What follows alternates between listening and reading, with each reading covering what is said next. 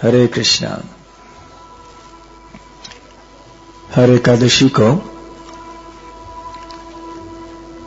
हम श्री रामानुजाचार्य की कथाओं का वर्णन करते आए हैं। पिछले एकादशी को हम ये सुन रहे थे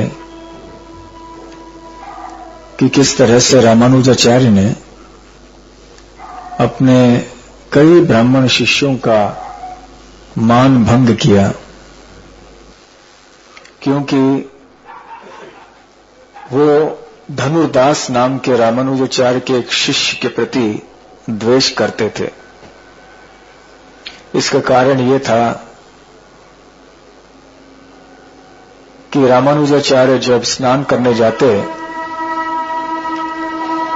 तो कुरेश या दाशरथी को साथ में लेकर जाते और लौटते समय स्नान करने के बाद धनुर्दास का आधार लेकर आते।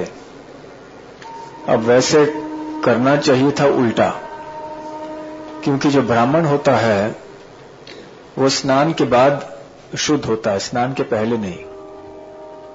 तो इसलिए अशुद्ध अवस्था में एक शूद्र का सहारा लेने में कोई समस्या नहीं थी, लेकिन स्नान करने के बाद जब वो शुद्ध हुए तब एक ब्राह्मण का सहारा लेना चाहिए था। लेकिन रामानुजाचार्य ने उल्टा किया, अशुद्ध अवस्था में ब्राह्मण का सहारा लिया और शुद्ध अवस्था में एक शूद्र का। तो उनके कई शिष्य थोड़े बहुत विचलित हो गए। रामानुजाचार्य को इस बात का पता चल गया और उन्होंने अच्छा सबक सिखाया उनको धोतियां फाड़ दी रात को और आपस में उनके झगड़े हुए। बाद में उन्होंने उनको धनुर्दास की पत्नी हेमांबा उनके पास भेजा उनके गहने चोरी करने के लिए। और वो कथा आपने सुनी कि किस तरह से हेमांबा ने अपने गहने एक तरफ के दे दिए, दूसरी तरफ के जब देने वाली थी तो सारे जो ब्राह्मण शिष्य थे वो डर के भाग गए। और फिर धनुर्दास जब लौट कर आए तो उन्होंने अपने पत्नी को काफी डांटा और ये ब्राह्मण शिष्य खिड़की से सुन रहे थे। तब रामानुजाचार्य ने उनको बताया कि कौन श्रेष्ठ है, आप जो कि अपने धोती पे आसक्त हैं या धनुर्दास जो अपने गहनों से निरासक्त है, कौन श्रेष्ठ है। तब अपना सर झुकाकर सारे शिष्यों ने कहा कि धनुर्दास श्रेष्ठ है। तो इस तरह से रामानुजाचार्य ने सिखलाया कि भक्ति में कोई जाति भेद नहीं होता है। महापूर्ण जो कि उनके गुरु थे, उन्होंने भी एक शूद्र के अंतिम संस्कार किए और जब ये खबर रामानुजाचार्य तक पहुंची तो वो भी वहां पर गए और महापूर्ण ने बतलाया उनको कि ये शूद्र को शूद्र नहीं मानना चाहिए, वो एक महान भक्त थे और भक्त के लिए ऐसे कोई विचार हमें नहीं करने चाहिए। उन्होंने उदाहरण दिए कि युधिष्ठिर महाराज ने विदुर की सेवा की, उनके अंतिम संस्कार किए। प्रभु रामचंद्र जी ने एक पक्षी जटायु के अंतिम संस्कार किए। शूद्र की बात दूर है, वो तो मनुष्य भी नहीं थे। उस समय रामानुजाचार्य ने अच्छा उपदेश प्राप्त किया महापूर्ण से। आगे चल के हमने ये सुना कि किस तरह से चोल राज्य के राजा कुलतुंग वो शैव हो गए थे और वैष्णव से घृणा करने लगे और वो ये चाहते थे कि सारे वैष्णव शैव बन जाएं। और उनको पता चला था कि रामानुजाचार्य प्रमुख वैष्णव आचार्य हैं, अगर वो शैव बन जाएं या जबरदस्ती उनको शैव कराया जाए तो फिर सारे वैष्णव शैव बन जाएंगे। तो रामानुजाचार्य को उन्होंने बुलावा भेजा, लेकिन कुरेश उनकी जगह में आए महापूर्ण के साथ रामानुजाचार्य के वेश पहनकर। और रामानुजाचार्य कुरेश के गृहस्थ सफेद कपड़े पहनकर जंगल की ओर निकल पड़े। उधर चोलराज के दरबार में दोनों की आंखें निकाली गईं और भेजा गया उनको वापस। महापूर्ण उन्होंने अपना प्राण त्याग दिया, भगवान के धाम में चले गए। कुरेश अकेले रह गए, श्रीरंगम चले आए वापस। उधर रामानुजाचार्य जंगल में चलते चलते चांडालों ने उनकी बहुत सेवा की, उनको खिलाया पिलाया, उनकी रक्षा की। आगे भ्रमण करते करते कई तीर्थ स्थानों में गए। आखिर में भक्तग्राम आए। भक्तग्राम के पास और एक राज्य था जिसमें एक जैनी राजा राज कर रहा था, जिसका नाम था विट्ठल देव। राजधानी का नाम था तोड़न्नूर। तो वहां पे जब वो आए तो शहर के बाहर अपना निवास स्थान बना लिया थोड़े दिनों के लिए। उस समय वहां जैनी राजा की जो कन्या थी उसके ऊपर कोई भूत सवार हो गया था। तो इसके बारे में हम फिर से चर्चा आज से शुरू करेंगे, हालांकि संक्षेप में पिछली बार भी चर्चा की थी। तो जब इस तरह से कन्या के ऊपर भूत सवार हो गया तो राजा विट्ठल देव की पत्नी बहुत चिंतित हो गई। इस तरह से भूत सवार हो गया था इस राजकन्या के ऊपर कि उसका व्यवहार बड़ा विचित्र हो गया था। ऐसी ऐसी चीजें करती थी जो कहने के लिए भी मुश्किल है। एक श्री वैष्णव वहां पर रहा करते थे उस गांव में। तो श्री वैष्णव ने रानी की परिस्थिति देखी और पूछा कि क्या समस्या है। तो रानी ने बताया कि मेरी पुत्री की ये दशा है। तो उन्होंने कहा कि चिंता मत कीजिए, एक श्री वैष्णव आचार्य श्री रामानुजाचार्य यहां शहर के बाहर निवास कर रहे हैं। मैं भी उनका शिष्य बन चुका हूं और हमने सुना है कि पहले भी एक राजा था, उसकी पुत्री की भी यही दशा थी और उन्होंने उनको भूत से मुक्त करा दिया था। तो उनको यहां बुलवाइए। और फिर उस श्री वैष्णव ने रामानुजाचार्य का गुणगान करना आरंभ किया। रानी बहुत प्रभावित हुई। राजा के पास जाकर कहने लगी कि हमें ये रामानुजाचार्य को यहां बुलाना चाहिए। लगता है ये बहुत बड़े आचार्य हैं, बहुत बड़े भगवान के भक्त हैं, वैष्णव धर्म का पालन करते हैं। उधर ये राजा सोच रहे थे कि मुझे एक दावत के लिए बुलाना चाहिए। मेरे सारे जैनी गुरुजनों को, जो भी जैन आचार्य पुरोहित वगैरह थे, उनको निमंत्रण देना चाहते थे प्रसाद के लिए। लेकिन जब वो गुरुजन वहां पर आए जैनी, तो उन्होंने साफ साफ इनकार कर दिया। रानी ने चेतावनी दी थी राजा को कि ये लोग आपके साथ प्रसाद नहीं लेंगे, भोजन नहीं लेंगे, क्योंकि उनके प्रथा के खिलाफ है। क्यों प्रथा के खिलाफ था?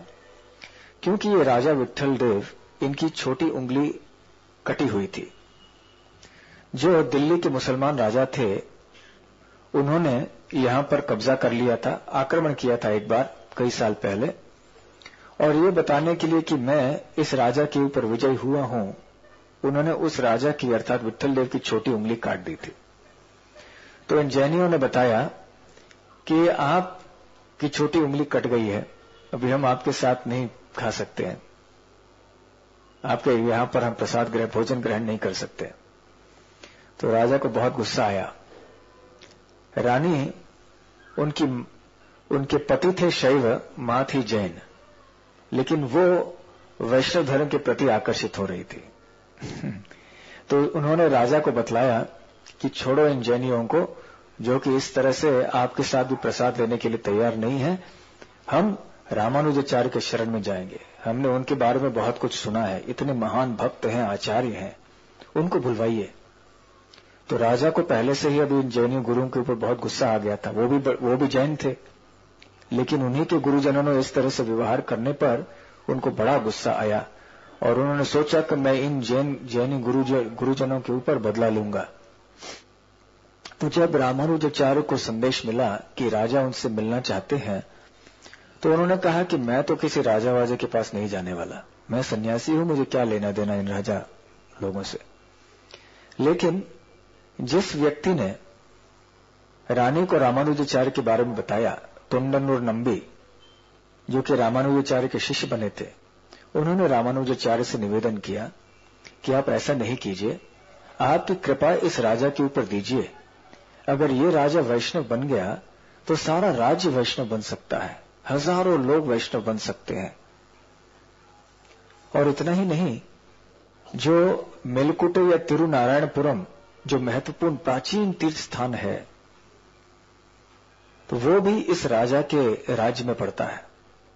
आपकी तो कई सालों से इच्छा थी कि इस तीर्थ स्थान में अच्छी तरह से कोई पूजा अर्चा हो, कोई भजन हो। तो इस तरह से कहने पर रामानुजाचार्य तैयार हुए और आगे चले। और जैसे ही वो आए राजा के दरबार में, तो राजा ने उनका बड़ा अच्छी तरह से स्वागत किया। और उस समय उनकी पुत्री एक जो भूत सवार होने की वजह से वो निर्वस्त्र अवस्था में सड़क पे जाके भाग जाती थी। और इस समय जब रामानुजाचार्य वहां पर आए तो उन्होंने अपने शिष्यों से कहा कि थोड़ा जल लाओ और एक पात्र लाओ। जब पात्र में भरकर जल लाया तो उन्होंने अपने चरण कमल उस पानी में रख दिए और चरण कमल निकाल दिए और कहा कि अभी ये जल छिड़को इस राजकन्या के ऊपर, मतलब उनके चरणामृत। और जैसे ही छिड़क दिया तो वैसे ही वो भूत वहां से दूर भाग गया उसके शरीर से। और राजा ने ये दृश्य देखा तो बहुत आश्चर्यचकित हो गए, प्रभावित हो गए और तुरंत उन्होंने दंडवत प्रणाम किया रामानुजाचार्य को और उनके शिष्य बने और उनकी पत्नी भी शिष्य बन गई। रामानुजाचार्य ने उन सबको दीक्षा दिया। साथ साथ में जो वहां के थोड़े बहुत जैनी लोग थे उनको भी दीक्षा दी। अभी विट्ठल देव का नाम विष्णुवर्धन हो गया। ये विट्ठल देव का नाम बिट्टी देव भी था। कन्नड़ में बिट्टी मतलब क्या है? मन में बिट्टी बिट्टी। उनको बिट्टी देव राय कहते थे क्योंकि उनका ये उंगली की वजह से। तो उंगली वाला भगवान, उंगली वाले जिनका उंगली नहीं है, इसीलिए उनका नाम हो गया था बिट्टी देव राय। तो वहां की भाषा होगी कोई भी। तो अभी बिट्टी देव राय या विट्ठल देव राय वो बन गए विष्णुवर्धन राय, विष्णु का नाम। और विष्णुवर्धन का जब परिवर्तन हुआ इस तरह से, तो वहां के जो जैनी लोग थे, गुरुजन और अन्य लोग बड़ी संख्या में वहां थे, वो सारा राज्य जैनों का था। तो बहुत गुस्सा हो गया उनको बहुत क्रोध आ गया। तो एक दिन ऐसा हुआ कि जब रामानुजाचार्य वहां तोड़नूर के बाहर एक नरसिंह मंदिर में जहां वो निवास करते थे, वहां पर 12,000 ऐसे जैनी लोग आए, बड़े आक्रमणात्मक भाव में थे। और वो कहने लगे कि आप हमारे राजा के साथ कुछ दखलंदाजी करने के पहले हमारे साथ आपको वाद विवाद करना होगा, तर्क करना होगा, और ये हम आपको हमारी हमारे जैन सिद्धांत श्रेष्ठ है, ये आपको सिद्ध करके दिखाएंगे। तो रामानुजाचार्य सोचने लगे कि 12,000 ये लोग आए हैं और सबके साथ एक साथ तर्क करना ये कैसे संभव हो सकता है। तो उन्होंने सोचा कि बिजली से बचने के लिए मैंने बिजली के गरजने का आश्रय ले लिया है, या एक सांप से बचने के लिए किसी बिच्छू का आश्रय ले लिया है। अब क्या परिस्थिति है ये। तो उस समय तोंडानूर नंबी वो वहां आए और कहने लगे कि हे प्रभु गुरुदेव, आप क्यों चिंतित हो रहे हैं? आपकी जो दिव्य शक्ति है वो आप क्यों नहीं प्रदान करते, ताकि सबके ऊपर बड़ी कृपा हो जाए। तो रामानुजाचार्य ने सोचा और कहा ठीक है, वही सही। रामानुजाचार्य फिर उस नरसिंहदेव मंदिर के अंदर गए और उन्होंने आदेश दिया कि एक पर्दा सामने लगा जाए, और वो पर्दे के पीछे आए और वो 12,000 जो भी जैनी लोग आए थे वो पर्दे के उस पार थे। और बताया जाता है, श्री संप्रदाय के लोग ऐसे मानते हैं कि रामानुजाचार्य शेष के अंश अवतार हैं, उनको विशेष शक्ति शेषनाग ने प्रदान की है। तो उन्होंने एक साथ 1000 जैनियों के साथ में वाद किया, अलग अलग। वो एक जगह बैठे थे और 1000 जैनी लोग उनको अलग अलग तर्क बोल रहे थे, और हर 1000 लोगों का एक साथ में वो उत्तर दे रहे थे, उनके साथ वाद विवाद कर रहे थे। और ऐसे कई दिनों तक चला वाद, और अंत में इनको सबको हरा दिया उन्होंने।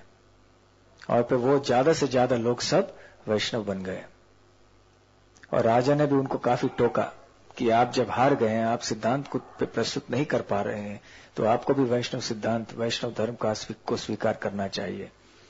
और आज भी तोडन्नूर में, जो कि मेलकोटे के पास है, मैसूर के पास में, इस जगह में इस नरसिंह मंदिर में आप देखेंगे कि पीछे अनंत शेष की तस्वीर है, जहां पर जिनके सामने रामानुजाचार्य बैठे थे। मतलब इस तस्वीर से बताया जाता कि अनंत शेष स्वयं ने आकर ये 1000 लोगों के साथ एक साथ वाद किया था और जैनों को हरा दिया था। तो इस तरह से विष्णुवर्धन कट्टर वैष्णव बन गए। इतने कट्टर बन गए कि जितने भी सारे जैन मंदिर थे उन्होंने राज्य में सबको तोड़ दिए, और तोड़कर फिर उत्सव जो भी पत्थर वगैरह थे उससे वहां पे कुंड वगैरह बनाए, सरोवर कुंड बना दिए, ताकि सारे राज्य भर में पानी की व्यवस्था अच्छी तरह से हो जाए। साथ साथ उन्होंने पंच नारायण स्थापित किए, मतलब 5 प्रमुख नारायण मंदिर, लक्ष्मी नारायण के मंदिर जगह जगह स्थापित किए। और बड़ी संख्या में जैन, हजारों की संख्या में जैन लोग वो वैष्णव बन गए। तो रामानुजाचार्य की विशेष शक्ति के या उनके प्रभाव से ये चीज हो गया, सारा राज्य का परिवर्तन हो गया। और फिर विष्णुवर्धन ने उस जगह का नाम, उस गांव का नाम आगे चल के रख दिया मेलेकोटे या तिरुनारायणपुरा। और वहां पर इतने सारे जब शिष्य हो गए रामानुजाचार्य के, तो उन्होंने सोचा कि मुझे थोड़ा समय यहां रह के उनको उपदेश करना चाहिए, क्योंकि ये अभी अभी वैष्णव बने हैं, तो उनको ज्यादा जानकारी नहीं है कि वैष्णव धर्म क्या है, तो उनको थोड़ा प्रशिक्षण देना चाहिए, उपदेश देना चाहिए। तो कई महीने वहां पर वो रहे। इस समय रामानुजाचार्य की उम्र थी 80, काफी वृद्ध हो गए थे, लेकिन फिर भी तंदुरुस्त थे, हृष्ट पुष्ट थे, शक्तिशाली थे। और एक दिन उन्होंने देखा वहां रहते रहते कि जो उनका तिलक होता है, जिसको तिरुमन कहते हैं उनकी भाषा में, जो सफेद रंग की मिट्टी होती है जिसे वो तिलक लगाते थे जगह के शरीर के 12 स्थान पर, जैसे हम लोग गोपी चंदन लगाते हैं, वो समाप्त होने को आया था। तो रामानुजाचार्य ने सोचा कि तिलक के बिना वैष्णव क्या है, कोई मतलब नहीं है। और अगर हमारे पास तिलक नहीं, मिट्टी नहीं रही यहां पर मेलेकोटे में, तो क्या किया जाए। तो काफी चिंतित हो गए। इसका मतलब है कि वैष्णवों को हमेशा तिलक ग्रहण करना चाहिए। श्रीमद् भागवत में बताया जाता है 12वें स्कंद में कि कलयुग में लोग सोचेंगे कि केवल स्नान करने से हम अभी अच्छी तरह से आभूषित हो गए, लेकिन लोग ये नहीं जानते कि स्नान करना तो चाहिए, परंतु स्नान के बाद भी और कई चीजें महत्वपूर्ण होती है, उनमें से तिलक एक है। तिलक लगाने के बाद ही आदमी व्यवस्थित ढंग से वो सुसज्जित या आभूषित कहा जाता है, अन्यथा नहीं। तो रामानुजाचार्य बड़े चिंतित हो गए कि अब क्या किया जाए, कहां से मिट्टी लाया जाए। तो उस समय उनके मन में उनके रात में सोते समय उनको स्वप्न आया, और स्वयं भगवान नारायण वहां पर प्रकट हुए और कहने लगे कि हे रामानुज, चिंता नहीं करो, मैं यहां से नजदीक ही यादवगिरी नाम के स्थान में हूं, और वहां पर तुम चले आओ, और मैं वहां पर छुपा हुआ हूं, तो वहां पे मुझे निकालो और मेरी सेवा करो। और उसी जगह के पास में तुम ये तिरुमन की मिट्टी या तिलक की मिट्टी भी पाओगे, चिंता नहीं करो, तुरंत निकल पड़ो। तो रामानुजाचार्य नींद से जागे और बहुत आनंद उनको हुआ। तुरंत जाकर अपने शिष्यों को जगाया और संदेश राजा विष्णुवर्धन राय को भी भेजा गया। वो भी कई आदमियों को लेकर आए, बड़े उत्तेजित अवस्था में। सभी लोग जंगली में झाड़ियों को काटते काटते उस दिशा में चलते गए जहां रामानुजाचार्य इशारा कर रहे थे, जैसे कि उन्होंने स्वप्न में देखा था। और आगे चलते चलते आगे चल रहे थे, फिर यादवगिरी के नीचे पहुंचे, और यादवगिरी मतलब यादव नाम का जो पर्वत है वहां चढ़ने लगे। चढ़ते चढ़ते वेद पुष्करणी नाम की जगह में आए, और वहां पे एक विशाल पत्थर था जिसको परिधान शिला कहते थे। ये परिधान शिला वही पत्थर है जहां पर प्राचीन काल में दत्तात्रेय ने संन्यास वेश धारण किया था। तो इसी स्थान पर भी रामानुजाचार्य ने पुनः अपने 11वें सन्यासी के वस्त्र धारण कर लिए। आपको याद होगा कि जब चोल राजा के दरबार से बुलावा आया था तो कुरैश ने अपने गृहस्थ सफेद कपड़े रामानुजाचार्य को दिए थे और रामानुजाचार्य जंगल की ओर निकल पड़े थे और रामानुज के सन्यास कपड़े 11वें वस्त्र वो कुरैश पहन के आए थे। तो इतने समय के बाद अब फिर से रामानुजाचार्य ने वही 11वें वस्त्र धारण कर लिए, सन्यासी के वस्त्र, और फिर आगे चलते गए और फिर आखिर में वहां पर यादवाद्रि के ऊपर जब पहुंचे, लेकिन फिर भी उस दिन भगवान नारायण को ढूंढ नहीं पाए। और उस रात जब रामानुजाचार्य सोच रहे थे कि इतना घना जंगल है, इतना विशाल स्थान है, यहां पर भगवान नारायण मिलेंगे कहां, ऐसी चिंता में वो विश्राम करने लगे। रात को जब नींद आई तो दोबारा उनको स्वप्न आया और उस स्वप्न में वही भगवान श्री नारायण ने उनको विस्तार में मार्गदर्शन किया। कहा कि देखो सीधे इस जगह जाओ और मैं एक वाल्मीकि के भीतर हूं। ये वाल्मीकि के ऊपर बहुत सारे तुलसी है, तुलसी का पेड़ भी लगा हुआ है वहां पर, और रास्ते में यहां से जब जो रास्ता वहां तक जाएगा उस रास्ते में भी तुलसी के पत्ते पड़े हुए हैं, तो तुम मार्ग ढूंढ निकाल पाओगे। और एक चंपक वृक्ष और एक बकुल वृक्ष के बीच में है ये वाल्मीकि, और इसके दक्षिण पश्चिम भाग में एक कुंड है, कल्याणी कुंड। तो इस कुंड के उत्तरी पूर्व भाग में ये सफेद मिट्टी मिलेगी जिसका उपयोग तुम तिरुमन के रूप में कर सकते हो। तो तुरंत निकल पड़ो वहां पर। तो रामानुजाचार्य बड़े खुश हुए, नींद से जागे, तुरंत अपने शिष्यों को और अन्य राजा और अन्य उनके सिपाहियों को लेकर आगे चल पड़े और उन झाड़ियों को काटते काटते ठीक उसी स्थान तक पहुंचे जहां उनको मार्गदर्शन मिला था रात में। और जब वो आए वहां उन्होंने वाल्मीकि देखा और वाल्मीकि के अंदर नारायण भगवान की मूर्ति थी, बहुत सुंदर मूर्ति। उनकी खुशी की सीमा नहीं रही। सारे भक्त और जो भी वहां लोग आए थे, यहां तक कि राजा विष्णुवर्धन भी, सब लोग जोर जोर से कीर्तन करने लगे, हर्ष उल्लास से जोर जोर से तालियां मार रहे थे, तो कीर्तन कर रहे थे, नृत्य कर रहे थे। वहां तो एक बड़ा उत्सव ही तुरंत शुरू हो गया एक क्षण में, जैसे उनको वो मूर्ति मिल गई। और यहां राजा के जितने भी सारे लोग सैनिक आए थे वो अपने वाद्य सब बजाने लगे। वहां बड़ी धूमधाम मची, जोरदार वहां पर उत्सव वहां मनाया गया उसी क्षण। और वहां के लोग जब उस गांव के लोग वहां पर आए और उन्होंने कहा कि हां, हमारे गुरुजनों से, बुजुर्गों से हमने सुना था कि वो जब छोटे थे तो यहां पर यवनों ने, मुसलमानों ने आक्रमण किया था और उस समय यहां भगवान विराजे थे। उनका नाम था यादवाद्रिपति, क्योंकि इस जगह का नाम था यादवगिरी। गिरी मतलब पर्वत, यादवगिरी या यादवाद्रि। तो पति मतलब वहां के स्वामी भगवान नारायण। वहां यहां पहले मंदिर हुआ करता था, हमने ऐसे सुना है, और यादवाद्रिपति यहां पर निवास करते थे। लेकिन जब इन मुसलमानों ने आक्रमण किया तो वहां जो पुजारी वगैरह रहा करते थे वो यादवाद्रिपति की सुरक्षा के लिए और अपनी जान को भी बचाने के लिए यादवाद्रिपति को कहीं जंगल में छुपा के वो वहां से भाग गए। इसके बाद हमें पता नहीं था कि यादवाद्रिपति कहां है, लेकिन आज आपकी मतलब रामानुजाचार्य की भक्ति के बल पर यादवाद्रिपति हम सबके सामने बाहर प्रकट हुए हैं। तो उस समय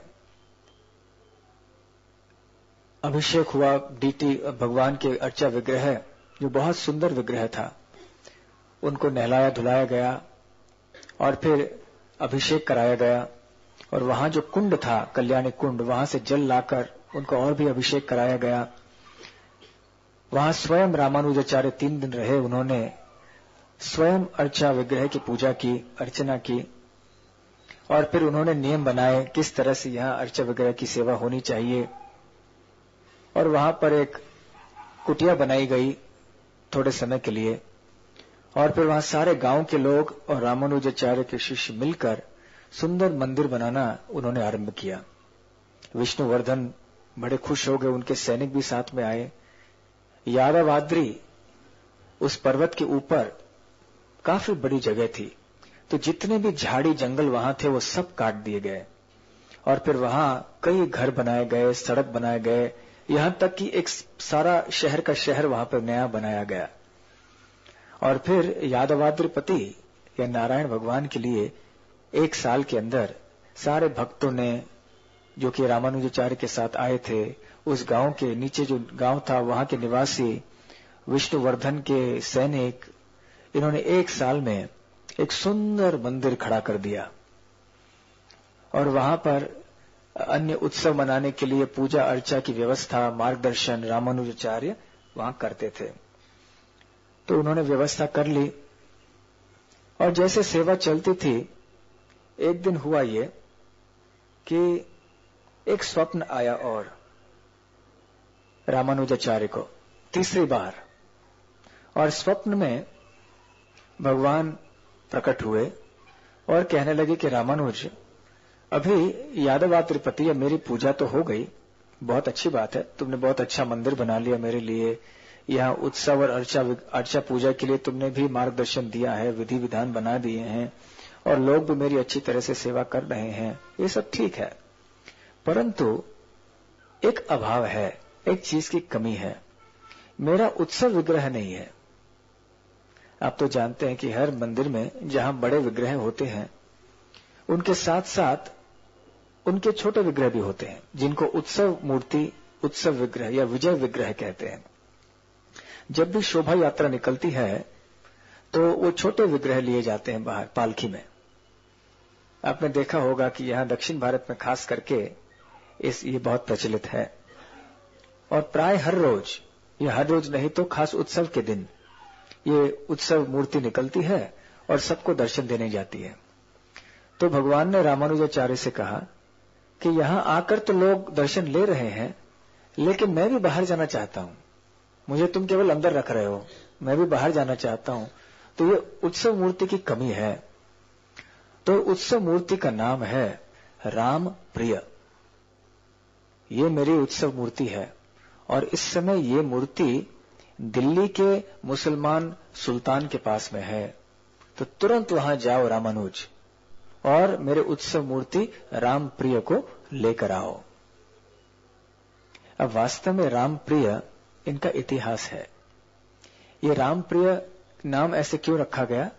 क्योंकि भगवान राम के बड़े प्रिय थे वो, भगवान नारायण की मूर्ति, लेकिन श्री रामचंद्र स्वयं इनकी उपासना किया करते थे, और उन्होंने अपने पुत्र कुश को ये मूर्ति प्रदान कर दी, भेंट दी, और इस तरह से चलते चलते चलते ये भगवान कृष्ण के पास दहेज के रूप में आ गई, द्वारका में सोमवंश से चंद्रवंश में आ गई, और भगवान श्री कृष्ण भी इनकी पूजा करते थे, वो उनकी पूजी वो मूर्ति थी।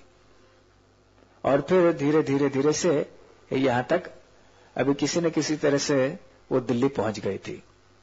अब तो जानते हैं कि यवन राजा जब आक्रमण करते थे तो वहां बहुत कुछ तहस नहस कर देते थे, वहां की जो भी धन संपत्ति था वो लूट के अपने यहां ले जाते थे, मंदिरों को तोड़ते थे, और वहां के उत्सव, वहां की मूर्तियों को भी उठाकर ले जाते थे।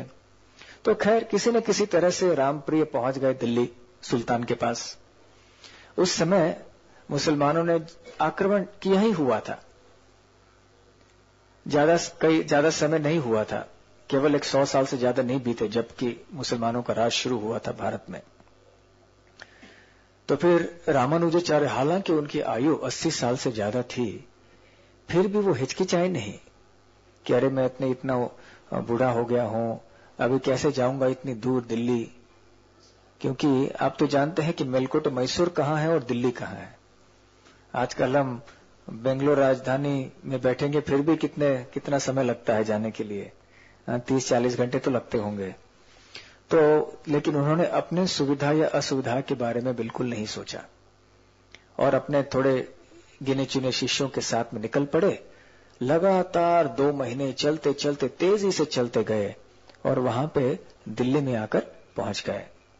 दिल्ली में सीधे सुल्तान के पास गए। सुल्तान के पास जब आप पहुंचे तो उन्होंने सुल्तान को बताया कि हम ऐसे ऐसे दक्षिण भारत से आए हैं और हमें स्वप्न में ऐसे रामप्रिय आए हैं, वो हम उनकी पूजा करना चाहते हैं, तो कृपया रामप्रिय को लौटा दीजिए हमें।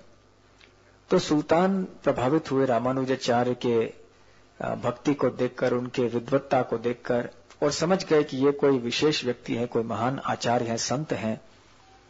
तो उन्होंने कहा कि ठीक है, मेरे दरबार में आओ, जहां खास करके मैंने जितना भी मैंने धन लूटा हुआ है जगह जगह से, वो सब रखा हुआ है। वो और किसी को वहां उस कमरे में प्रवेश करने नहीं देते थे, लेकिन रामानुजाचार्य को अंदर ले गए। वहां उन्होंने देखा बहुत तरह तरह का धन वहां पर पड़ा हुआ था। साथ साथ कई मूर्तियां थी, अलग अलग मंदिरों से जो लाए थे, मंदिर तोड़कर मूर्तियां यहां पर ले आए थे। तो रामानुजाचार्य ने वहां देखा, लेकिन वहां रामप्रिय थे नहीं। तो उदास हो गए, फिर लौट के चले आए। रात को जब सो रहे थे तो चौथी बार भगवान स्वप्न में आए रामानुजाचार्य के और कहने लगे कि रामानुज, निराश नहीं होना, मैं सुल्तान के पुत्री के पास हूं, वो मेरी पूजा करती है और वो मुझसे बहुत प्रेम करती है, मेरी सेवा करती है और मेरे बिना वो रह नहीं सकती है। तो फिर रामानुजाचार्य गए सुल्तान के पास, कहने लगे मुझे ऐसा स्वप्न आया और रामप्रिय आपके पुत्री के पास है, वो उनके साथ खेल रही है, उनकी सेवा कर रही है। तो राजा को आश्चर्य हुआ, तो कहने ठीक है, जाके देखते हैं। तो गए, उस पुत्री का नाम था बीबी लक्ष्मीमार, और वहां जब गए तो उन्होंने देखा कि बीबी लक्ष्मीमार वो खेल रही थी रामप्रिय के साथ, भगवान की उत्सव मूर्ति के साथ, कन्या थी वो। और जब रामानुज अंदर आए तो जो घटना हुई उसके बारे में 2 अलग अलग वर्णन हैं। हम दोनों वर्णनों को आपको बोलेंगे। एक वर्णन में ऐसे बताया जाता है कि जैसे रामानुजाचार्य अंदर गए, उन्होंने तुरंत रामप्रिय को पहचान लिया और दंडवत प्रणाम किया। दंडवत प्रणाम करके राजा सुल्तान से अनुमति ली और रामप्रिय को लेकर वो वापस चले गए, जल्दी जल्दी निकल गए, क्योंकि वो जानते थे कि अगर बीबी लक्ष्मीमार या राजकन्या वो कहने लगेगी पिताजी से कि मुझे ये वापस चाहिए, तो अपने पुत्री के स्नेह में शायद वो सैनिक भेज सकते हैं हमारे पीछे। इसलिए रामानुज जल्दी से निकल पड़े अपने शिष्यों के साथ, जितना तेज हो सके उतना चलते चलते चलते यादवाद्री की ओर चलते गए। दूसरा वर्णन ऐसे है, ये बड़ा आश्चर्य का वर्णन है, कि जैसे रामानुजाचार्य उस कमरे के अंदर आए तो उन्होंने देखा कि रामप्रिय है, पहचान लिया और जोर से रामप्रिय का नाम पुकारा। और उस समय रामप्रिय जो कि बीबी लक्ष्मीमार के पास वहां थे और एक आसन पे थे, तुरंत वहां से छलांग मारकर नीचे आ गए और रामानुजाचार्य की ओर चलते आए। फिर रामानुजाचार्य ने आलिंगन किया उनको। रामानुजाचार्य का इस मूर्ति के प्रति पिता का भाव था। रामानुजाचार्य ने इस मूर्ति को अपना लड़का या अपना बच्चा सोचा, लेकिन बीबी लक्ष्मीमार जो है वो रामप्रिय को अपने पति समझती थी। जैसे मीराबाई की तरह की वो भक्त थी। तो ये दृश्य देखा, भौचक्के हो गए, हक्का बक्का हो गया वो सुल्तान, अरे ये क्या है, क्योंकि वो लोग तो कोई मूर्ति वगैरह में मानते हैं नहीं, और ये अचानक देखते हैं कि मूर्ति है, छलांग मार के आ गई, वो तो पागल ही हो गए, ये सब क्या है। तो जान पाए कि ये रामानुजाचार्य कोई साधारण व्यक्ति नहीं है। तो फिर बहुत सारा धन दिया, उनको कहा कि ठीक है आप ले जाइए इनको। तो उस समय जब बीबी लक्ष्मीमार को पता चला कि मेरे पिताजी अभी ये मूर्ति को दे रहे हैं जो मेरे लिए प्राण धन है, तो बहुत रोई। और पिताजी सुल्तान ने कहा कि अरे बेटी जाने दो, उनका भगवान है, उनके साथ में जाने दो। तो कहा नहीं, मेरे भी भगवान है, तो मेरे भगवान के साथ मुझे भी भेज दो, दहेज में दे दो, अब मुझे भी उनके हवाले शादी करके मुझे भेज दो। तो सुल्तान तैयार हो गए और रामानुजाचार्य के पास आकर कहे कि देखिए महात्मा जी, मेरी पत्नी आप ले जाइए रामप्रिय के साथ। अब ये इनकी पत्नी है और आप इनके पिता हैं, तो आप इसको संभाल के ले जाइए, मैं बहुत सारा दहेज भी देता हूं। तो बहुत सारा दहेज दिया सुल्तान ने। और फिर बीबी लक्ष्मीमार, रामानुज और अन्य रामप्रिय के साथ सारे भक्त भी यादवगिरी की ओर आए। तो पहले वर्णन में फिर से चले आते हैं। ये दूसरा वर्णन हुआ कि रामानुजाचार्य के पास 67 में यादवगिरी आकर पहुंच गए। लेकिन पहले वर्णन में हुआ ये कि जब रामानुजाचार्य रामप्रिय को अपने शिष्यों के साथ में लेकर जल्दी से तेजी से चलते चलते गए थे, तो जब बीबी लक्ष्मीमार को पता चला कि ये क्या हुआ है तो उनको बहुत दुख हुआ, बहुत रोने लगी, जोर जोर से रोने लगी। राजा सोच लगे क्या है, कोई पुतली गई तो क्या हुआ, इतने सारे पुतलियां हैं, वो पुतली नहीं है। तो फिर वो उसके पेट में भोजन नहीं जाता था, नींद नहीं आती थी, दिन ब दिन बहुत कमजोर होती गई। और फिर राजा ने जब देखा तो कहा कि ठीक है, अगर तुम्हारी इच्छा है तो मैं उस मूर्ति को फिर से लाता हूं। तो फिर उन्होंने अपने सैनिकों को बुलाया और कहा कि जल्दी से जाओ, वो कहीं बहुत आगे पहुंच गए होंगे, इनका पीछा करो और उनसे निवेदन करो कि वो रामप्रिय को वापस करें, और अगर तैयार नहीं है तो जबरदस्ती लेकर आओ मूर्ति, कुछ भी करो लेकिन मूर्ति लेकर आओ। तो बीबी लक्ष्मीमार ने बहुत निवेदन किया अपने पिताजी से कि मैं भी सैनिकों के साथ में जाना चाहती हूं। तो पिताजी तैयार हो गए, पालकी वगैरह सब तैयार हो गई और उस छोटी सी सेना के आगे बीबी लक्ष्मीमार भी चली। और चलते चलते चलते वो ढूंढ नहीं पाए उनको, क्योंकि रामानुजाचार्य उनके शिष्य अब काफी आगे पहुंच गए थे और राज्य को पार करके भी गए थे, जो सुल्तान का राज्य था। जब सुल्तान के राज्य की सीमा तक पहुंचे बीबी लक्ष्मीमार और अन्य सैनिक, और अभी तक उनको रामानुजाचार्य की पार्टी दिखाई नहीं पड़ी थी, तो सभी लोग निराश हो गए। रात को वहां जंगल में रुके सोने के लिए, और जब बाकी सब लोग सो रहे थे तो बीबी लक्ष्मीमार वो तो चाहती थी कि मैं किसी न किसी तरह से रामप्रिय को के साथ में जाऊंगी। अब सैनिक आगे नहीं जा पाए क्योंकि अभी राज की सीमा खत्म हो गई थी। तो वो अकेली उठ पड़ी बीच रात में जब सब लोग सोए थे और जंगल में भाग गई, क्योंकि वो रामप्रिया को के पीछे जाना चाहती थी।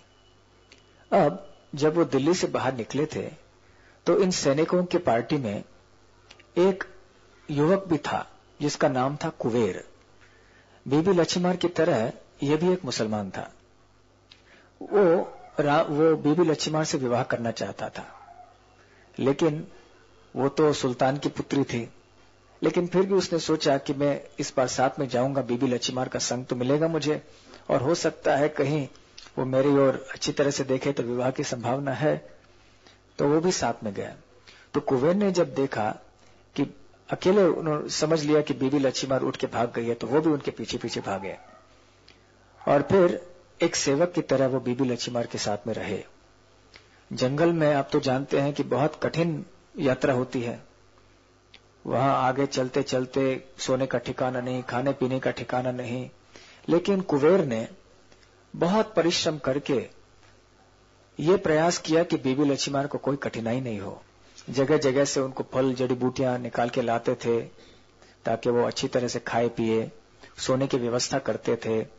ऐसे काफी समय चलते चलते फिर वो आगे निकल पड़े। जब आगे आए फिर अंततः वो यादवाद्री पहुंचे, और पहुंचकर उस समय अंदर से बीबी लक्ष्मीमार को बहुत तीव्र प्रेरणा हुई कि यहीं पर रामप्रिय हैं, अवश्य यहां पर हैं। अभी बीबी लक्ष्मीमार के मन में रामप्रिय के प्रति शुद्ध भक्ति थी। कोई पूर्व जन्म के संस्कार की वजह से वो रामप्रिया के बिना नहीं रह सकती थी, और अपने मन में उन्होंने रामप्रिय को अपना पति मान लिया था। और वो कहते थे कि पत्नी का स्थान पति के साथ है। तो जब वो यादवगिरी में पहुंची तो सारे वैष्णवों से नम्रता से प्रणाम करके, दंडवत कर करके वो निवेदन करती थी कि किसी न किसी तरह मुझे रामप्रिय दिखाइए, मैं रामप्रिय के बिना रह नहीं सकती हूं। तो खबर रामानुजाचार्य तक पहुंच गई। अब रामानुजाचार्य काफी पहले ही यादवाद्री पहुंच गए थे और यादवाद्रीपति के मंदिर में रामप्रिय को उन्होंने स्थापित किया था, उनकी प्राण प्रतिष्ठा की थी, लेकिन छुपकर एक ऐसे जगह में, मंदिर में, जहां कमरे में किसी को पता नहीं चला। केवल रामानुजाचार्य और उनके थोड़े निकट के थोड़े जो शिष्य थे उन्हीं को मालूम था कि रामप्रिय आए हैं और रामप्रिय की सेवा हो रही है इस मंदिर में। क्योंकि रामानुजाचार्य को डर था कि कहीं वो सुल्तान के सैनिक आ जाएं तो फिर से कहीं वही दुर्घटना न हो जो कि कई साल पहले हुआ था। तो जब रामानुजाचार्य ने देखा बीबी लच्छिमार को, वो समझ गए कि ये कोई साधारण स्त्री नहीं है, ये तो शुद्ध भक्त है। मुसलमान हो तो क्या, लेकिन शुद्ध भक्त है।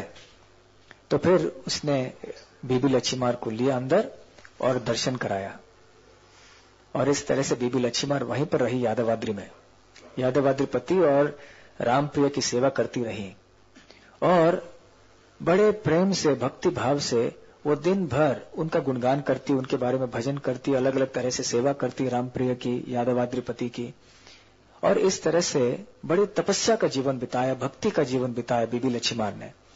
और फिर थोड़े साल बाद वहीं यादवाद्री में बीबी लच्छिमार ने अपना प्राण त्याग दिया और वो वैकुंठ वापस चली गई। शुद्ध भक्त थी वो।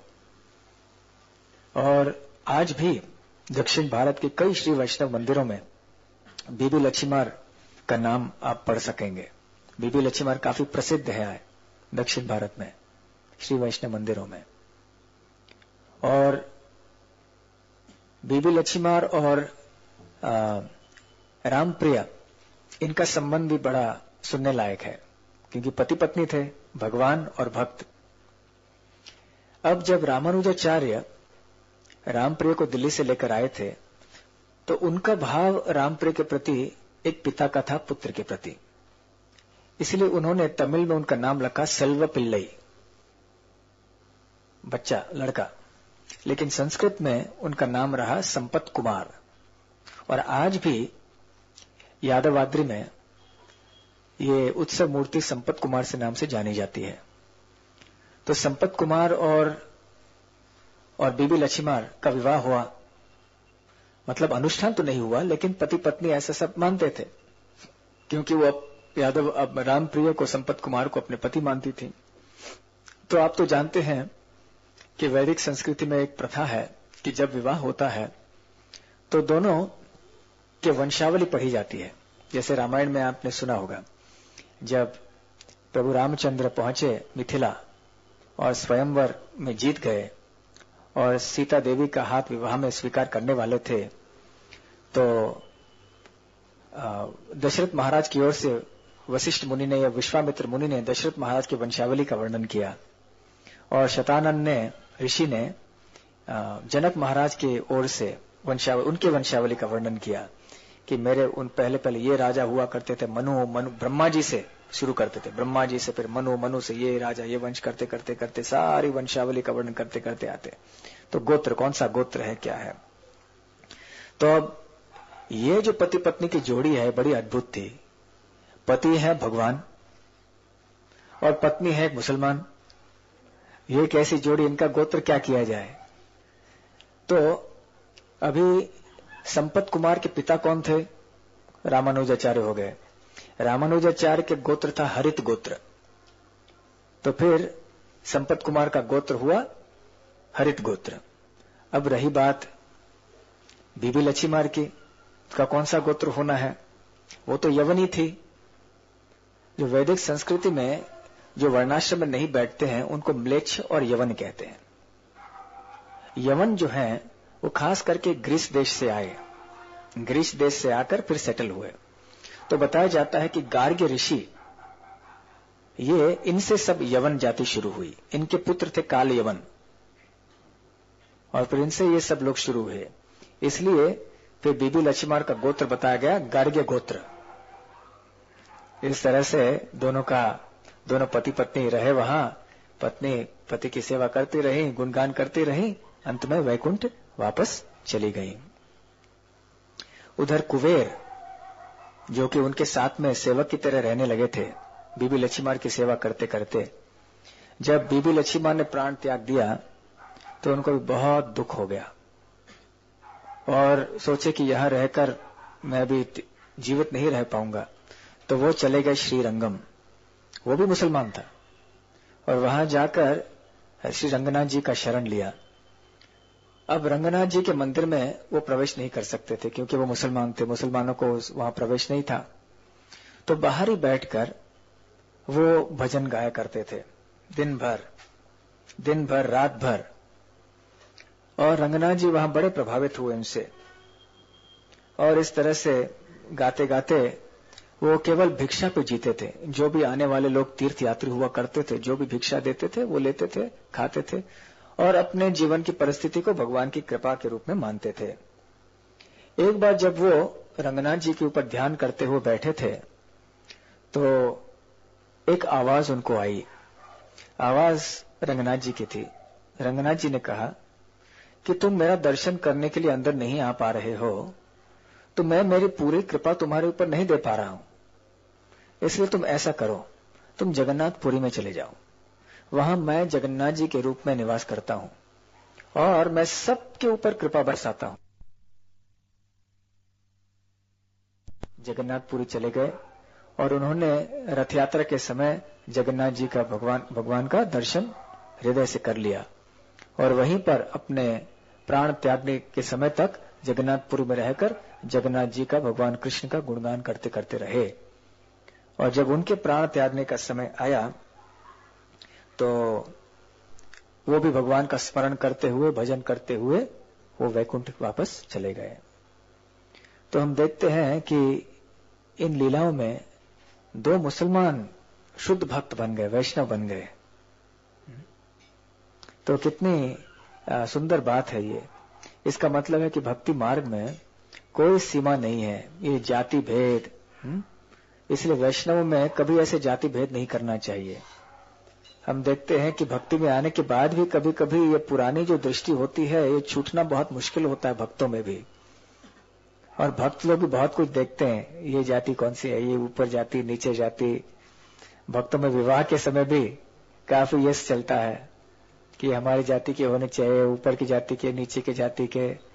लेकिन वैष्णव में ऐसे कोई विचार नहीं होने चाहिए, बल्कि अगर कोई भक्त है, कोई अच्छा भक्त है तो फिर वही देखना चाहिए। जाति भेद करना वैष्णव के बारे में ये उचित नहीं है, बल्कि ये अपराध जैसा हो जाता है। मतलब हम वैष्णवों को भौतिक दृष्टि से देखते हैं, जो कि सही नहीं है। तो इन सुंदर लीलाओं से, दो महान भक्तों के उदाहरण से हम जान सकते हैं कि भक्ति के लिए कोई बंधन, जाति, धर्म, कुछ बंधन नहीं। अगर मुसलमान लोग इस तरह से शुद्ध भक्ति कर सकते हैं तो फिर अन्य लोगों की बात तो क्या है, कोई भी भक्ति कर सकता है। तो इस तरह से यादवाद्री का नाम मेलकोटे, ये तिरुनारायणपुरम हुआ। आज मेलकोटे, आपने शहर का नाम सुना होगा ना, मेलकोटे मैसूर के पास में है। श्री वैष्णवों के लिए बहुत महत्वपूर्ण स्थान है ये मेलकोटे। वहां कई महत्वपूर्ण संस्थाएं हैं श्री वैष्णव संप्रदाय के। तो वहां पर संपत कुमार की सेवा चलती है और यादवाद्रिपति की सेवा चलती है। शास्त्रों में बताया जाता है कि सतयुग में यही स्थान का नाम था नारायणाद्रि। त्रेता युग में इसका नाम हो गया वेदाद्रि। द्वापर युग में यादवगिरी या यादवाद्रि और कलयुग में यतिशैल। यतिशैल मतलब यतिराज, ये रामानुजाचार्य का और एक नाम है। यति मतलब सन्यासी, यतिराज मतलब सन्यासियों में से सर्वश्रेष्ठ। तो रामानुजाचार्य का और एक नाम है यतिराज। रामानुजाचार्य के कई नाम थे क्योंकि उनके इतने गुण थे कि इतने अलग अलग नाम उनके होते थे। तो उनका एक नाम था यतिराज। तो क्योंकि यतिराज ने इस स्थान को फिर से ढूंढा, उनकी भक्ति, उनकी शुद्धता की वजह से फिर से ये धाम प्रकट हुआ, इसलिए मेलकोटे का नाम आज यतिशैल भी है। तो ये स्थान बहुत महत्वपूर्ण है। कभी हो सके तो तीर्थ यात्रा के लिए वहां हम सब जा सकते हैं।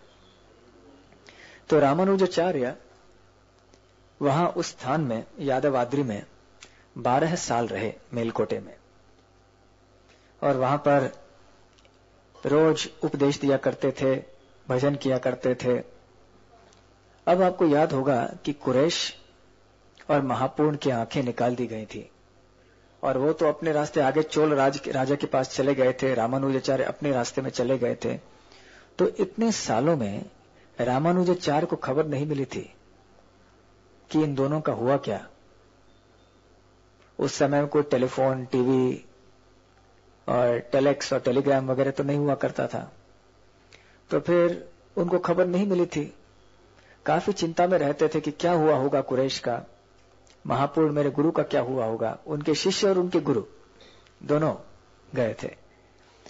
तो उस समय एक श्री वैष्णव वहां पर आए और श्री वैष्णव ने खबर दी कि हुआ ये कि जब कुरैश और महापूर्ण उस क्रूर चोल राज कुलतुंग के दरबार में गए तो उस समय राजा ने कहा कि शिव ही सबसे महान है, तो आपको शिव जी महान है ये स्वीकार करना होगा।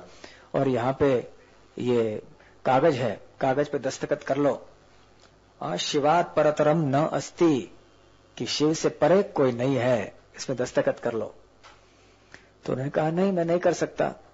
तो काफी शास्त्रों से, वेदों से, पुराण, उपनिषद इत्यादि उन्होंने प्रमाण रखे और जगह जगह से प्रमाण रखने के बाद भी, काफी समय तक बोलने के बाद भी जब राजा संतुष्ट हुए नहीं, उन्होंने कहा कि आप तो बड़े चतुर हो, इधर का श्लोक उधर का श्लोक निकालकर आपके गलत सिद्धांत को सिद्ध करने का आप कोशिश का प्रयत्न कर रहे हो। मैं ये सब कुछ नहीं जानता, ये कागज है और ये देखो शिवात परतरम न अस्ति, ये सही करो। तो उस समय ये सब वर्णन कर रहे हैं, वो श्री वैष्णव रामानुजाचार्य को वर्णन कर रहे हैं। तो फिर वो श्री वैष्णव ने कहा कि उस कागज में सही करने के बजाय कुरैश ने और एक वाक्य लिख दिया, द्रोणम अस्ति ततम परम। पिछली बार हम चर्चा कर रहे थे ना, द्रोण और शिव ये वजन के माप हैं। उस जमाने में कई वजन के माप हुआ करते थे, जैसे हमारे ग्राम है, किलोग्राम है, टन है, वैसे द्रोण और शिव भी वजन के माप थे। और इनमें से शिव एक कम वजन का माप है और द्रोण ज्यादा। तो ये कुरैश ने जानबूझकर शिव का अलग अर्थ लगाकर ऐसा कहा, शिव जी आप बोल रहे हो कि शिव जी से ज्यादा कोई नहीं है, अरे और क्या, द्रोण भी शिव जी से ज्यादा है। तो उन्होंने लिखा द्रोणम अस्ति ततः परम। तो जब ऐसा कहा कुरैश ने तो चोल राज कुलतुंग की आंखें लाल लाल गुस्से से हो गईं और फिर उनको बहुत क्रोध आया। इतना क्रोध आया कि उन्होंने आदेश दिया कि इस व्यक्ति की आंखें निकाल दो। इसके बारे में भी दो वर्णन है। एक वर्णन ये है कि राजा के सैनिकों ने उनकी आंखें निकाल दी। दूसरा वर्णन है कि कुरैश ने कहा कि आप इसके लिए कष्ट क्यों करते हो, आपके लोगों के आपके हाथ मेरे आंखों पर लगे, मैं नहीं चाहता। तो खुद उस समय कुरैश ने अपने आंखें निकाल दी और उस भयानक दृश्य को सबने देखा। सब लोग उसको सहन नहीं कर पाए वहां पर, और बहुत सारा खून बह रहा था और आंखें अपने दोनों आंखें। और फिर राजा ने महापूर्ण से पूछा कि अभी करोगे कि नहीं। तो महापूर्ण ने भी कहा कि सकता। उन्होंने भी शास्त्रों से कई प्रमाण रखे कि विष्णु ही परम है, विष्णु के भक्त परम है। शिव जी और ब्रह्मा जी ये तो भगवान के भक्त हैं, भगवान के पुत्र समान हैं, इसलिए ये परम नहीं हो सकते। तो राजा को और गुस्सा आया। उन्होंने अपने सैनिकों से कहा इनकी भी आंखें निकाल दो। तो महापूर्ण की भी आंखें निकाल दी गईं और सब खून खून खून। आप तो कल्पना कर सकते हैं, वर्णन करने इसका वर्णन नहीं किया जा सकता, केवल कल्पना किया जा सकता है कि भक्तों की आंखें जब निकाली जाती हैं किसी के व्यक्ति की, कितना दर्द होता होगा और कितना खून बहा होगा। तो इस तरह से राजा ने कहा दोनों को यहां से भगा दो, अभी बाहर ले जाओ। तो उस समय महापूर्ण काफी वृद्ध थे और कुरैश उम्र में और काफी कम थे, लेकिन दोनों आगे बाहर निकाले गए। और वहां पर महापूर्ण की जो पुत्री थी अतुलई, अतुलई के बारे में हम एकादशी के दिन चर्चा कर रहे थे। आपको याद है अतुलई के बारे में क्या चर्चा की थी? अतुलई के घर में सास बहू की समस्या हो गई। तो उसके सास ने, अतुलय के सास ने उनको कुछ टोका, वो सहन नहीं कर पाए, अपने पिताजी के घर में चली आई। सास ने टोका कि तुम यह चाहती हो कि मैं तुम्हारे साथ वो काम करने के लिए आऊं जैसे कि तुम्हारे पिताजी ने दहेज में बहुत सारे नौकरानियां भेजी हैं।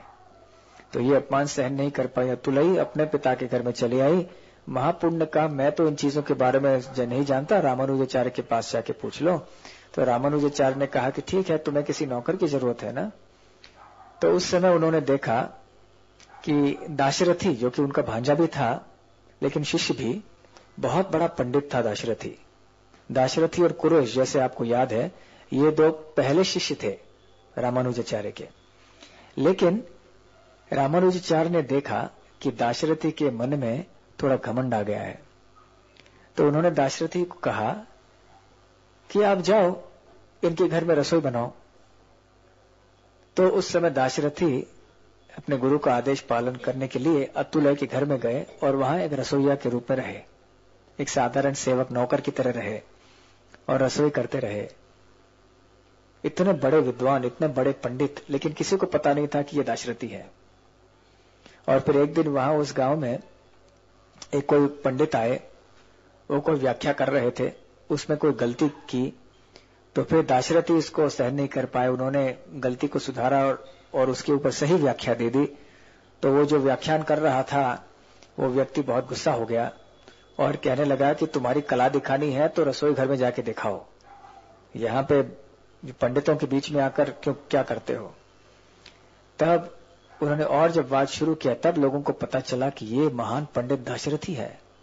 फिर सभी लोग रामानुजाचार्य के पास गए, उनसे प्रार्थना करने लगे कि अभी तो दाशरथी इतने नम्र हो गए हैं कि ये इतने बड़े पंडित अब और आगे चल के ऐसी सेवा करे, ये उचित नहीं है। तब फिर रामानुजाचार्य ने दाशरथी को फिर से स्वीकार कर लिया था। तो खैर यही अतुलई अब छुपके से महापूर्ण और कुरेश के पीछे पीछे आई थी। इन दोनों को पता नहीं था कि अतुलई उनके पीछे पीछे आई है। और फिर वो चले गए। जब उनको बाहर निकाला गया तो कोई उनका साथ नहीं दे रहा था, उनको दिखने में नहीं आता था, आंखें नहीं थी। और इतना दर्द आप कल्पना कर सकते हैं कि आंखें निकाले जाने पर कितना दर्द हुआ होगा उनको। तो दोनों ऐसे भटकते भटकते चल रहे थे रास्ते में और उस समय अतुलई वहां पर आई। अतुलई ने देखा कि क्या दशा हो गई है, उनको बहुत दुख हुआ, बहुत रोने लग गई। लेकिन फिर सोचा अभी रोने का समय नहीं है, अभी उनको सही हाथ से पकड़कर फिर वो कहीं ले गई शहर के बाहर।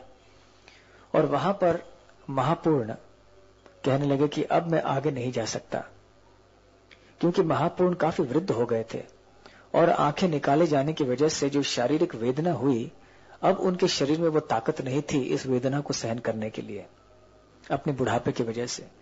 तो उन्होंने कहा कि कुरेश और अतुलई तुम लोग आगे चले जाओ वापस श्रीरंगम, अब मेरे में शक्ति नहीं रही आगे चलने के लिए, मैं यहीं पर लेट जाता हूं। और वहीं पर सड़क पर वो लेट गए। उन्होंने अपना सर जो है वो कुरेश के गोदी में रख दिया और अपने पैर, अपने चरण उन्होंने अतुलई के गोदी में रख दिया। और अब कहने लगे कि अब मेरा प्राण त्यागने का समय हुआ। तो दोनों अतुलई और कुरेश काफी शोक करने लगे कि आप जैसे महान भक्त अब यहाँ बीच रास्ते में, सड़क में, न इधर न उधर, न कोई तीर्थ स्थान में आपकी मृत्यु ऐसी अवस्था में हो रही है, हमें कितना दुख हो रहा है। तो फिर उस समय महापूर्ण कहने लगे कि अरे क्यों शोक करते हो, क्या तुम नहीं जानते कि जहां भी भगवान का भक्त अपना प्राण त्यागता है अवश्य वहां भगवान उनके साथ में होता है। क्या तुम जटायु की कथा नहीं जानते? जटायु का ने प्राण त्याग कहां दिया? जंगल के बीच में। जंगल के बीच में कौन होता है, लेकिन वहां प्रभु रामचंद्र उनके पास में रहे। और इसके अलावा क्या तुम्हें यह भी नहीं मालूम कि शास्त्रों में बताया है कि किसी व्यक्ति को प्राण त्यागने के लिए सबसे अच्छा जगह है या तो एक वैष्णव का घर या एक वैष्णव की गोदी। तो मैं एक वैष्णव की गोदी में हूं और प्राण त्यागने के लिए बिल्कुल सही जगह है। और इतना ही नहीं, ये इसी स्थान में, इसी गांव में यामुनाचार्य के दादा हमारे प्रिय आचार्य नाथ मुनि ने प्राण त्याग दिया था यहां पर। और एक इसके पहले संत थे तिरुकोल्लुवर, उन्होंने भी यहां पे प्राण त्याग दिया था। तो ये तो बहुत महत्वपूर्ण तीर्थ स्थान है, इसलिए इसमें कोई अशुभ नहीं है अगर मैं यहां पे प्राण त्यागूंगा। और इसके अलावा सुनो कुरैश और अतुलय, अगर तुम शोक करोगे इस बात के ऊपर कि मैंने श्रीरंगम में प्राण नहीं त्याग किया बल्कि और कहीं प्राण त्याग किया, तो आने वाली पीढ़ियां क्या सोचेंगी? वो लोग सोचेंगे कि अगर हमको भगवान के धाम में वापस जाना है तो श्रीरंगम में ही प्राण त्यागना होगा, और अगर श्रीरंगम के बाहर प्राण त्याग दिया तो भगवान के पास हम नहीं जा सकते। लेकिन ये तो गलत है। आदमी अगर शुद्ध भक्त हो तो कहीं भी वो प्राण त्याग करे, वो भगवान के धाम जा सकता है। तो मैं मेरे प्राण त्यागने से ये सिद्ध करना चाहता हूं कि व्यक्ति भक्त की मृत्यु कहीं भी हो जाए, बीच रास्ते में, सड़क में हो जाए, सागर में हो जाए, धर्म किसी तीर्थ स्थान में हो जाए, भक्त के लिए कोई फर्क नहीं पड़ता। ये एक बहुत महत्वपूर्ण सिद्धांत है। भगवत गीता के 8वें अध्याय में भगवान श्री कृष्ण ने वर्णन किया है कि एक अष्टांग योगी को अगर मुक्ति पाना है तो उसको उपयुक्त समय और स्थान ढूंढना चाहिए। दक्षिणायन, उत्तरायण इत्यादि का विचार करना पड़ता है। अगर उत्तरायण के समय एक योगी प्राण त्यागता है एक शुभ घड़ी पर, शुभ स्थिति में, तो फिर वो मुक्त हो सकता है। लेकिन दक्षिणायन के समय इत्यादि अगर वो प्राण त्यागेगा तो फिर उसे पुनः ये संसार सागर में लौट के आना होगा। लेकिन प्रभुपाद जी वहां तात्पर्य में समझाते हैं कि भक्त के लिए ऐसे कोई बंधन नहीं है।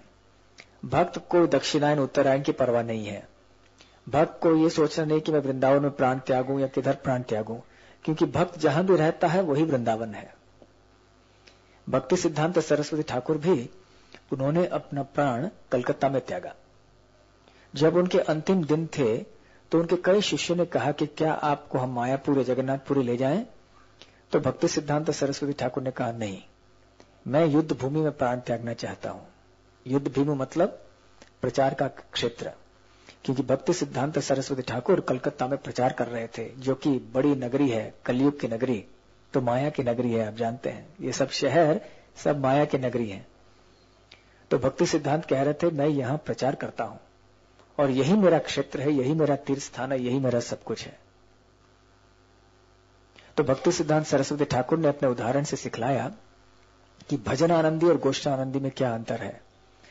भजनानंदी भी शुद्ध भक्त हो सकते हैं, लेकिन वो केवल अपने मुक्ति की चर्चा परवाह करते हैं। वो धाम में रहते हैं और धाम में निरंतर भगवान का भजन करने में लगते हैं। ये भी बहुत अच्छी बात है, वो भी भगवान के धाम में पहुंच सकते हैं। परंतु और एक तरह के शुद्ध भक्त हैं जिनको गोष्ठानंदी कहते हैं। ये गोष्ठानंदी ये भी शुद्ध भक्त होते हैं, लेकिन धाम में न रहते हुए सारे विश्व भर में भ्रमण करते हैं प्रचार के लिए।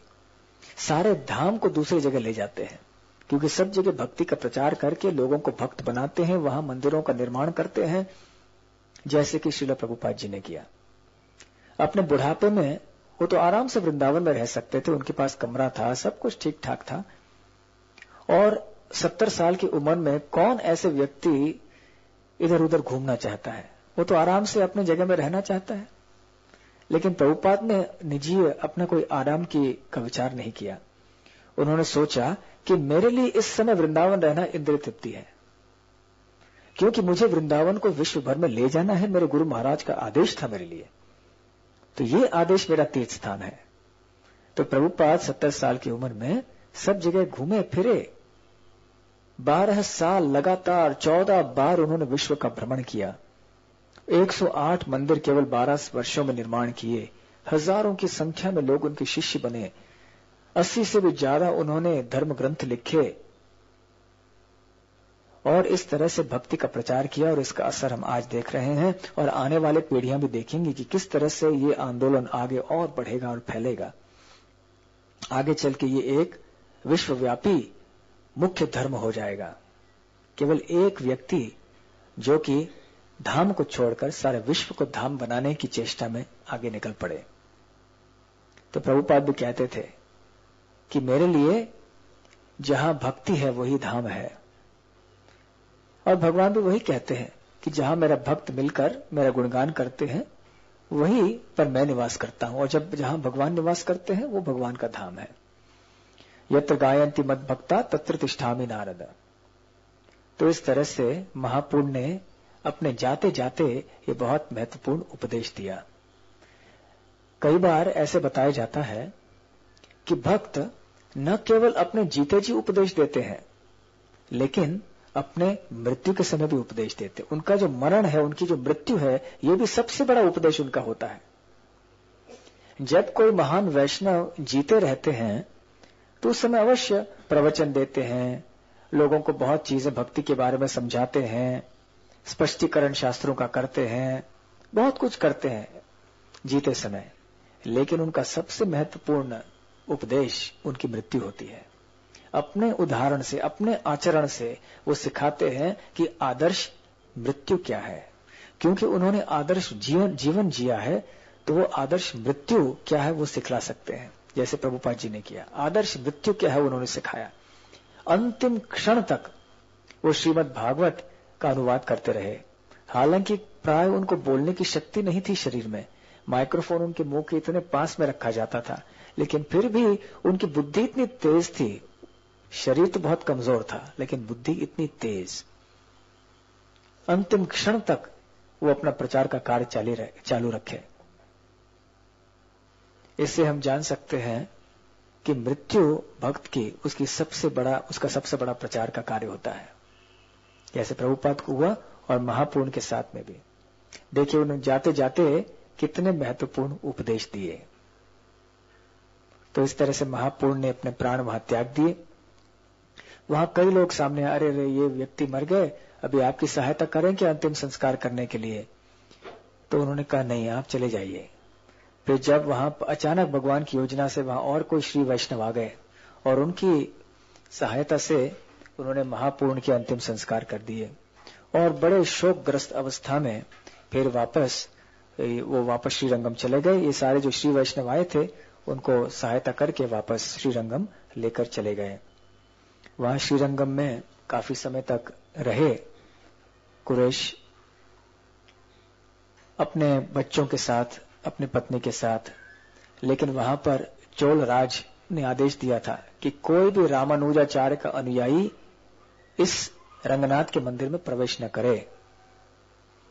तो जब वो वहां पर प्रवेश करने गए, उनको तो दिखाई नहीं पड़ता था, केवल हाथों को ऐसे जैसे एक अंधा व्यक्ति करता है, तो हाथों को करके आगे जा रहे थे। और जैसे ही प्रवेश करने वाले थे तो वहां जो संतरी था, जो चौकीदार था, उसने रोका और कहा कि मैं तो जानता हूं कि आप तो कितने महान भक्त हैं, आप कौन हैं, मैं तो आपको छोड़ना चाहता हूं, लेकिन मैं क्या करूं?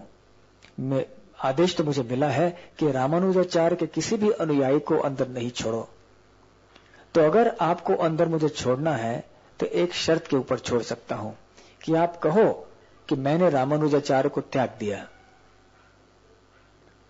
तो ये बात को सुनकर अपने कानों को बंद कर दिया कुरैश ने। कहा मैं रंगनाथ को त्यागूंगा, लेकिन रामानुजाचार्य को नहीं त्याग सकता, जिन्होंने मुझे रंगनाथ को दिखाया है। और फिर वहां से हड़बड़ाते हुए, जैसे क्योंकि चल नहीं पा रहे थे ठीक से, वहां से फिर से बाहर चले गए। और उसके बाद में कुरैश के जीवन में क्या हुआ, वो कहां गए और आगे कैसी लीलाएं हुई, और फिर आगे रामानुजाचार्य मेलकोटे से, यादवाद्री से आगे चलकर श्रीरंगम लौट के आए, वहां क्या क्या लीलाएं हुई, उनके अंतिम दिन कैसे उन्होंने बिताए इत्यादि। इसके बारे में अगर आपको सुनना है तो आपको अगले एकादशी में आना है। हरे कृष्णा कृष्णा कृष्णा हरे हरे, हरे राम राम राम हरे हरे। हरे कृष्णा।